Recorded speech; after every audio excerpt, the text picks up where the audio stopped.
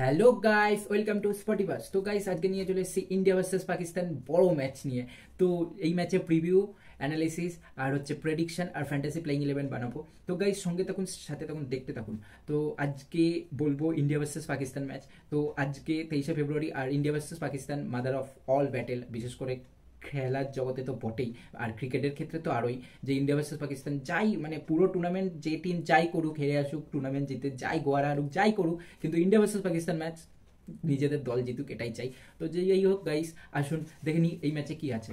তো India versus Pakistan match 23শে ফেব্রুয়ারি 2:30 থেকে। আমি আগেই বলেছি চ্যাম্পিয়ন্স লিগের সব ম্যাচ 2:30 থেকে। আর ম্যাচটা দুবাইতে হবে, জানি পাকিস্তান হোস্ট করছে, কিন্তু হাইব্রিড মডেলের খেলা, যেহেতু ইন্ডিয়া ভার্সেস পাকিস্তানের একটা মানে কি বলে পলিটিক্যাল ইয়ে চলে, তাই জন্য ইন্ডিয়া ভার্সেস পাকিস্তান ম্যাচও বাইরেই হবে, মানে ইন্ডিয়ার প্রতিটা ম্যাচই বাইরে হবে, দুবাইতে হবে।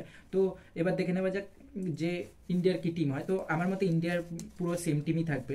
রোহিত শর্মা আর শুভমান গিল ওপেন করবে, রোহিত শর্মা ক্যাপ্টেন আর শুভমান গিল ভাইস ক্যাপ্টেন। তিনে আসবেন বিরাট কোহলি, ফোর্থ শ্রেয়াস আইয়ার, 4 KL রাহুল, 5 হার্দিক পান্ডিয়া, 7 অক্ষর প্যাটেল, 6 রবীন্দ্র জাদেজা,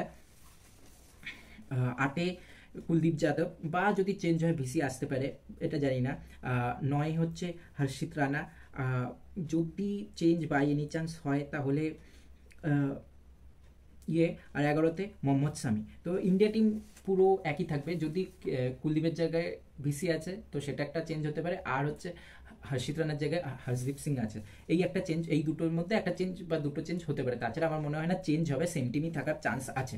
যেহেতু পাকিস্তানের টিমও আই থিঙ্ক সেম থাকবে, শুধু ফাকার জামান যেহেতু চোট, তাই ইমামুল হক ও চেঞ্জ হিসাবে এমনি রুল মানে এসছে, আর আই থিঙ্ক ও খেলা স্টার্ট করবে। আর সাউথ সাকিলের জায়গায় উসবাদ ঘাট হয়তো চেঞ্জ হিসেবে হতে পারে, কিন্তু তাও মনে হয় সাইফ সাকিলকে একটা চান্স দিতে পারে, কারণ আগের দিন 4 নম্বরের নাম তো সেই জায়গায় ওপেন করেছে, তো সেটাও তারও একটা ইয়ে। তো পাকিস্তানের টিম কিছুটা এরকম হতে পারে, ইমামুল হক আর বাবর আজম ওপেন করবে, সাউথ সাকিল বা উসমান খান যে কোনো একজন তিনে খেলবে, 4 মোহাম্মদ রিজবান ক্যাপ্টেন আর wicket keeper, 5 vice captain Salman, যে কিনা অ্যাট দ্য টাইম বিশাল ফর্মে আছে, 6 তাহির, 8 কুশলদিল শাহ, 9 সাইন্স আবৃতি, 10 নদীম শাহ, হ্যারিস রফ হচ্ছে 10-এ, আর হচ্ছে আবির আহমেদ, তিনি হচ্ছেন 11 নম্বরে। তো তিনি ভালো বল করেছিলেন। আর তো পাকিস্তানের টিম কাইন্ড অফ এরকম হবে। আর কোনো চেঞ্জ হলে ওই ফাকর জামান যেহেতু রুল আউট হয়েছেন তিনি চোটের জন্য, তো তার জায়গায় একেবারে ইনজামুল্লাহ ওপেন করবে।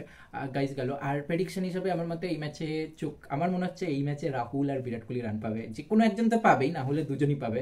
রাহুল যদি আগের ম্যাচে রান পেয়েছে, কারণ নট আউট যেহেতু ছিল সেই হিসাবে বলাই ছিল, 6 মেরে ম্যাচ জিতিয়েছে। তো যাই হোক, আর এই ম্যাচে যে চোখ থাকবে বিশেষত শুভমান গিলের ওপর, বিরাট কোহলির ওপর, রাহুল, শ্রেয়াস আইয়ারের ওপরও থাকবে, আর হচ্ছে হার্দিক পান্ডিয়া, বয়স আমি তো থাকবেই। আর পাকিস্তানের দিক দিয়ে চোখ থাকবে আফ্রিদি আর নাদিম শাহ, যেহেতু দুজনেই ইন্ডিয়ার এগেনস্টে ভালো বোলিং করে। আর বাবর আজম আর রিজবানের ওপর তো থাকবে সালমান আইব, তিনিও রিসেন্ট টাইম দুর্ধর্ষ ফর্মে আছে, আগের ম্যাচেও ভালো। আর কুশল শাহ, সেই কুশদিল শাহ, তিনিও আগের ম্যাচে দুর্ধর্ষ খেলেছে, তো অলরাউন্ড একটা এফেক্ট দিয়েছে। তো এই কজনের ওপর চোখ থাকবে।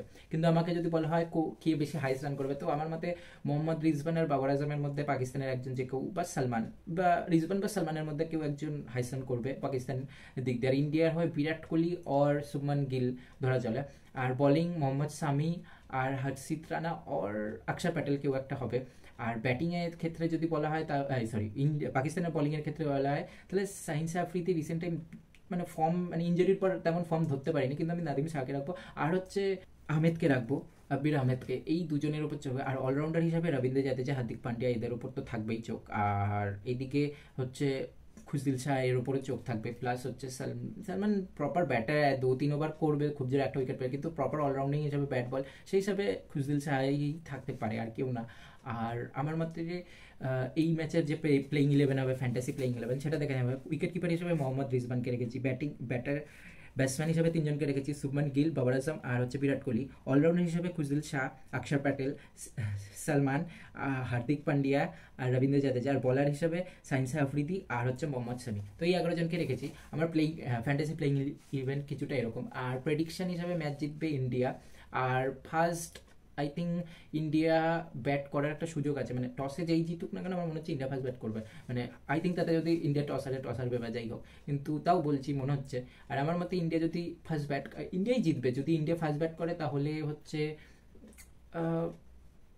50 সামথিং রানে জিতবে, আর যদি সেকেন্ড ব্যাট করে তাহলে 4-5 উইকেটে জিতবে। তো গাইস এটা ছিল আমার প্রেডিকশন আর ইন্ডিয়া ভার্সেস পাকিস্তান ম্যাচের প্রিভিউ আর অ্যানালিসিস। তো গাইস সঙ্গে থাকুন, সাথে থাকুন, স্পটিভাস দেখতে থাকুন।